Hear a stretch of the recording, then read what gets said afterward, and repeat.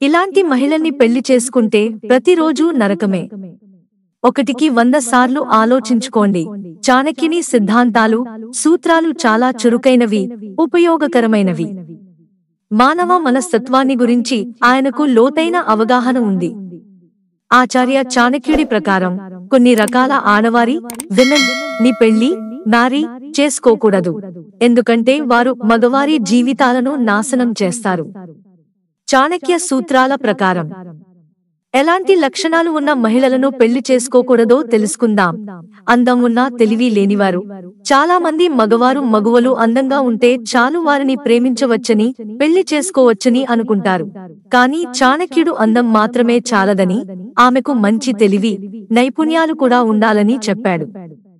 అందం తాత్కాలికం, కానీ బుద్ధి, నైపుణ్యాలు జీవితాంతం అవసరమవుతాయని ఆయన వివరించారు. అబద్ధాలు చెప్పే స్త్రీ. చాణక్యుడు చెప్పిన ప్రకారం ఎల్లప్పుడూ అబద్ధాలు చెప్పే మహిళను పెళ్లి చేసుకోకూడదు. ఈ మగువలు భర్త, కుటుంబ సభ్యులకు నమ్మకం ద్రోహం చేసే ఛాన్సెస్ ఎక్కువ.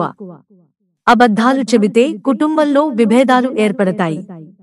భర్త, భార్య మధ్య నమ్మకం లోపించి గొడవలవుతాయి. అహంకారం. ఒక స్త్రీ ఎంత అందంగా ఉన్నా ఆమెకు అహంకారం, అసహ్యకరమైన లక్షణాలు ఉంటే ఆమెను పెళ్లి చేసుకోకూడదని చాణక్యుడు సలహా ఇచ్చాడు. ఎందుకంటే అలాంటి మహిళలు తమ భర్తలకు, కుటుంబాలకు ఇబ్బందులు కలిగిస్తారు. ఈ రకం మహిళలు అభ్యంతరకరమైన ప్రవర్తనతో ఇతరులకు ఎప్పుడూ బాధ కలిగిస్తుంటారు. చెడు స్వభావం ఉన్న స్త్రీ. చాణక్యుడు చెప్పిన ప్రకారం చెడు స్వభావం, బ్యాడ్ నేచర్ ఉన్న మహిళతో ఏడడుగులు వేస్తే అడుగడుగునా ఇబ్బందులే ఎదురవుతాయి. ఎల్లప్పుడూ కోపంగా ఉండే, అసూయపడే స్త్రీలు భర్తల జీవితాలను నరకంగా మార్చేస్తారు. చెడు కుటుంబ నేపథ్యం ఉన్న మహిళలు. చెడు కుటుంబ నేపథ్యం ఉన్న మహిళను పెళ్లి చేసుకోకూడదు. అలాంటి వారు కుటుంబ సభ్యుల నుంచి చెడు లక్షణాలను అలవర్చుకోవచ్చు.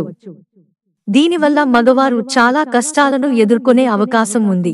ఇంటి పనులు చేయలేని వారు. చాణక్యుడు ఇంటి పనులు చేయలేని స్త్రీని పెళ్లి చేసుకోకూడదని సూచించాడు. ఎందుకంటే అలాంటి స్త్రీలు కుటుంబానికి భారంగా మారతాయి. చాణక్యుడు జీవించిన కాలంలో సమాజం చాలా భిన్నంగా ఉండేది. ఆ కాలంలో స్త్రీలు ఇంటి పనులను చూసుకోవడం వారి ప్రధాన బాధ్యతగా భావించేవారు.